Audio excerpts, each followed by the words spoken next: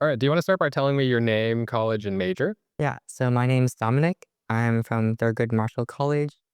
I'm currently a third year studying structural engineering. Yeah. So tell me a little bit about your involvement here at UCSD.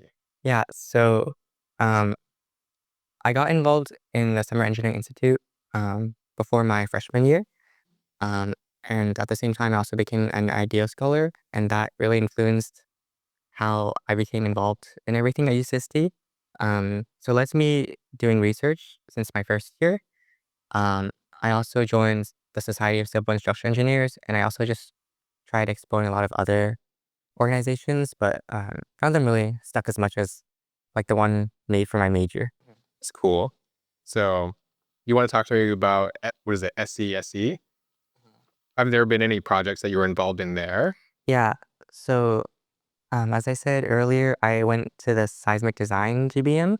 What they do is they design, analyze, and construct this 5 foot tall balsa wood tower. Um, It was, this sorry, what was it? Balsa wood? Yeah, balsa wood. Balsa wood. Yes. And then during the competition, they put it on a shake table and they compete internationally, actually. Uh, my year, I believe we got fifth place. Uh, and then on top of that, I also joined Steel Bridge my first year. Uh, that one is a lot of fun because you get to use a lot of different power tools. And I even learned how to weld Oh, interesting. on steel. And then I also got assigned like my own mini project where I designed and fabricated this like transporter, kind of like a wagon, for Concrete Canoe, which is like another project team. Um, so I was kind of involved in like three different teams all at the same time, Oh, and it was just really fun getting to know a lot of different people. yeah, yeah. So how did you actually get involved into those projects? Were you just kind of going to these events and they had them open, or? Um, so every team has weekly meetings or different kinds of tasks that they will give to new members. So that's what I did. As a junior analysis lead for seismic design, I would meet up with the analysis lead, and then he would give me tasks, and I would work along with the other junior analysis leads. So, for example, we conducted a 3 point bending test. Um, What's the 3 point bending test? so basically, you have like a balsa wood, like around this length, and then we use like a MTS machine, which there's gonna be 3 points where it is touching the balsa wood. So it's gonna be supported like here and here, for example, and the balsa wood is on top, and another point where it's pushing down, and so the balsa wood will snap like that. Oh, And what you can do is you can uh, gather data from the test, such as like the displacement, um, and the force that you're putting on, and then with some other measurements of like the width, the thickness, and such, you can calculate the stress and strain, and then you can gather data properties about the material. oh, interesting stuff. Interesting stuff. Okay. Well, we are with the Idea Center, so I do have to ask. Have you been to any of the Idea Center's events or workshops that we have put on? Yeah, so I went to a lot of them my first year after hearing about them from the workshops in the Summer Engineering Institute and Idea Scholar. Or as an Idea Scholar, they required us to participate in ENG 5, which is like a class where it's just like more workshops every week. But it was really helpful. But I did go to um, the WISE workshops. Okay. Um, I forgot what they stand for. I think it's like workshops, info sessions for engineers. Oh, Yeah. I also um, participated in ELCs, the the engineering learning learning community? system. Yeah.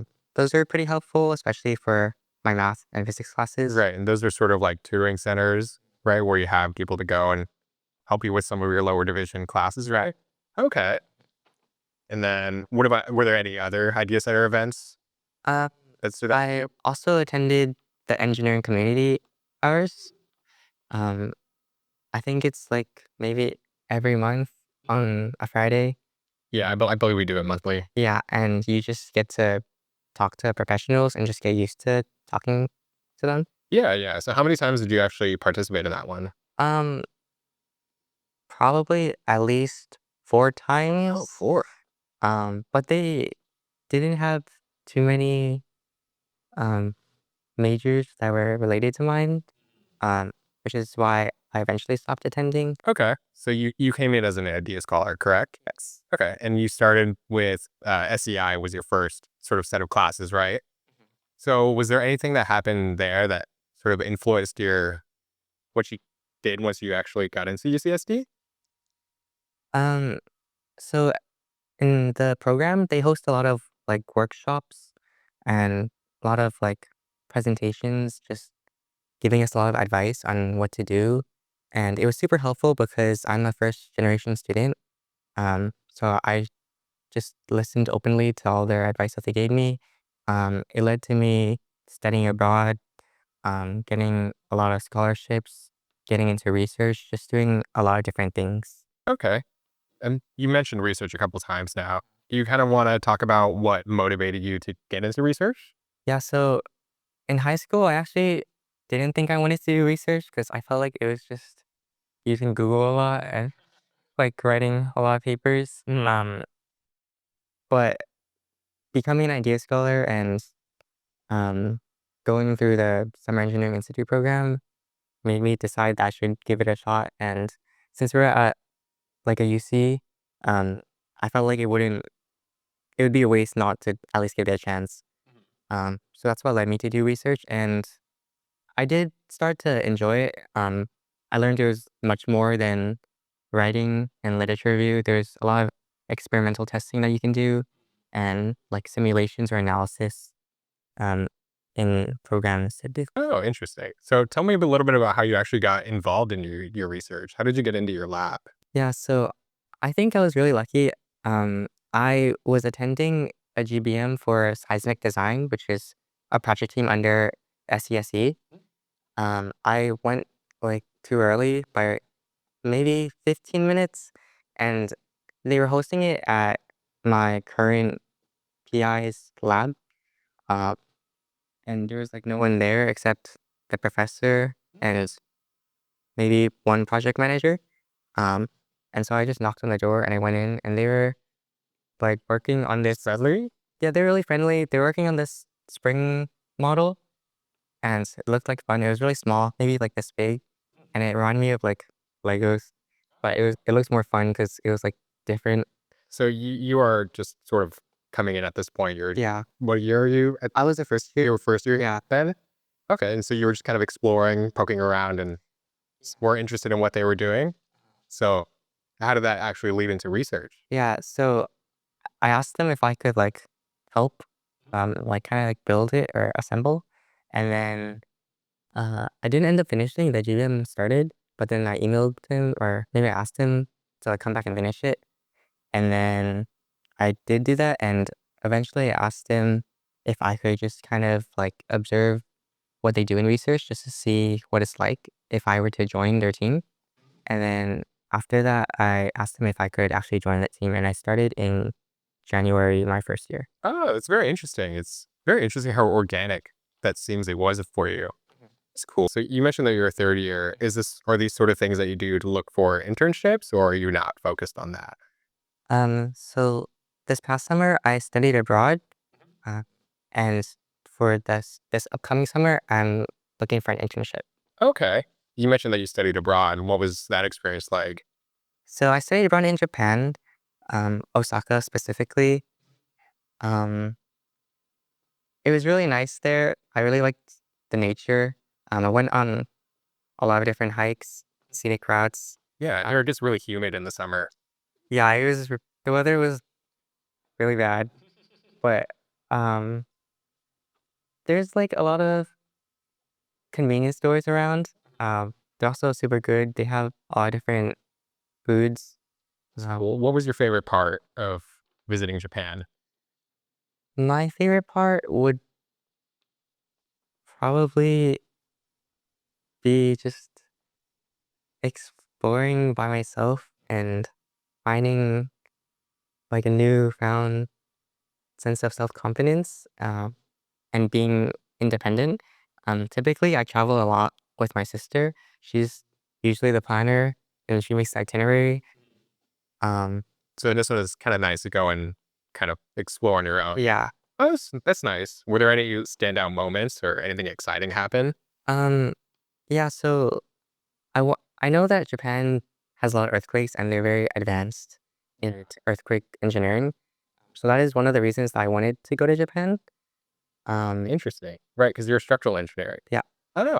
I did look at like a particular company that um I was interested in possibly working at. I asked them if I could get like an office tour and they declined, which is okay, but um I tried to look at like other make use of my opportunity of being there.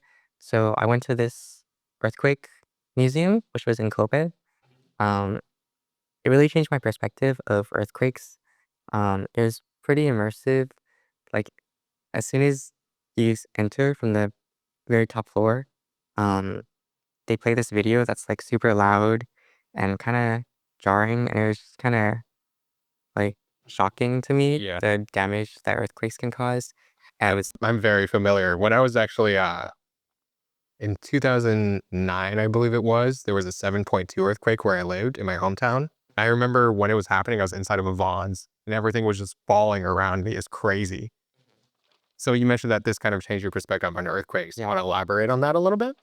yeah. So I haven't really experienced any like major earthquakes in my life. All of them were really small, and honestly, I feel like it was kind of fun to get shaken a little bit. But in Japan, I didn't expect like all their buildings to collapse so violently in that way since they're so advanced in earthquake engineering. Um, and it's just made me feel inspired to work harder and learn how we can keep everyone safe from these earthquakes. Were there any standout moments during your research? Anything that kind of inspired you to continue wanting to explore that? Or, Um, so I actually found my topic for my master's thesis in my second year. Um, and I just started like preliminary experimental studies. Um, but it was really exciting to be able to finally process data using MATLAB. It was like, were you going to finally use your MATLAB? yeah, Yeah. like it was probably not the most efficient, but it was really long and it was something I was proud of and it looked really professional. And then I got to present it at the undergraduate research conference Okay. at UC San Diego. And then also I got to write a manuscript just documenting everything I did. And it just looks really cool. Have you gotten your name published yet? Or, Uh, no, this is the document was just for me to keep track of everything I've done, but I'm planning on writing a complete thesis. Um, I'm using that to get my master's at UCSD. so you're set on wanting to get your master's after you graduate? Yes. Oh, so Well, why? um, I felt that since I'm starting so early, it could actually make my master's year a little bit easier. Um, Are you doing the BSMS? yes. Oh, yeah. Yeah. So that shortens a lot of your time significantly, right? Oh, So with the BSMS, I'm taking master's classes in my fourth year, which is next year. And then also instead of taking three courses, I'll be completing the thesis. And since I will have such a massive head start, it'll just make it a lot easier to do for my master's. right. Right. So I understand that there aren't too many opportunities specific to engineering when you're studying Mhm. abroad. So, as an engineer, what advice do you have for other students that are looking to study abroad? Yeah. So I would really recommend looking at the ECEAP programs. Um, whatever classes you take there, they'll be added to your UC transcript. So it becomes a lot easier to get credits for it. I would recommend studying abroad early um, in your first or second summer. That way you can take general education classes abroad, and then those will count, and you might not even have to petition them. For me, Thurgood Marshall College, we have these like lower breadth requirements where you basically take classes outside your major. So as soon as I took the class, it just applied, and I didn't even have to petition. Um, I would also recommend doing it in summer. Um, it's a lot more viable because as an engineer, if you're missing out like a fall quarter, you might be behind a whole year. Right. Um, Yeah. yeah. Okay. And so what classes did you actually take while you were at Japan, or what did you study? Yeah, so I took two Japanese classes. They're Oh, both intro level. They were equivalent to 3 quarters at UC San Diego. Um, okay, yeah. that's cool. And so what advice would you have for students studying abroad to explore outside? Because it seems like you got a lot more than just the classes that you took while you were in Japan. Um, I'm not sure I understand the question. Oh, here, let me rephrase it. Would you have any advice for students who are studying abroad to push them to explore a little bit more? Like exploring the country, the Okay, culture. I think it comes naturally as you're there. You get curious about how their society works and how people interact with each other just by observing. Um, Okay. yeah, Yeah, I think I just wanted to ask because I've had a lot of friends who studied abroad and they spent the whole time in their dorm or, didn't explore where they were too much. okay. Um, I think if you form friends, they can typically push you. Mhm. You can just tag along and it makes things easier and Did, more fun. did you make any friends while you were studying abroad? Yeah. Oh, you did? I traveled with a few other people occasionally, and then I also traveled alone to be able to get to what I wanted. Oh, okay. And so how did you meet them? Just while traveling or Um, through the program? Through the program, we all kind of just met up like in the lobby. Um, on our first day, I traveled in groups of like 10 plus, and it was really chaotic, and we kept losing people. So, yeah, we had to like get smaller. Oh, yeah. Yeah. Sure. Do you still keep in touch with anybody or? Yeah, I talked to a few of them Okay. occasionally. Were they all international or Um, how does that work with the program? so for the program I applied to, any student in a UC um, can apply. And so I met people from UCLA, UCSB. There's even some from UCSD that I just saw the other day. Mhm. Um, Oh, that's cool. yeah. That's And cool. then I also got to meet some other international students. They were in this other program, but they were housed in the same area as me. Are you an international student, by the way? No, I'm originally from Los Angeles. Oh, okay. Oh, Yeah. interesting. Oh, and meeting the other international students and the local Japanese students, it made me definitely want to get to know them more, and it made me open to meeting more people. So I actually went out of my way to go to this international student event at UC San Diego. Um, yeah, and I got to just meet more people and learn about their culture. Oh, that's interesting. So when you were actually taking your classes, you mentioned that you were taking them with other UC students who were studying abroad. Yes, Were there anybody else in those classes, or was it just for UC students studying abroad? it was just for UC students. Okay. So some tip I would give is basically to look really far out uh, and be specific about where you want to go and what you want to do in life. Um, Typically, they want to support people who actually know what they want to do with the money. Right. And then I also got a lot of scholarships for studying abroad. Um, it was actually fully covered. Um, I got support from UCSD Study Abroad office. They actually had this like new scholarship, this chancellor's study abroad scholarship. It was $5,000, uh, and they were giving it up to 100 students. And then I got a scholarship from Freeman Asia and UCEAP. Um, So did you utilize any of the school's resources, such as like the writing hub, when you were doing those applications? yeah, I did go to the writing hub.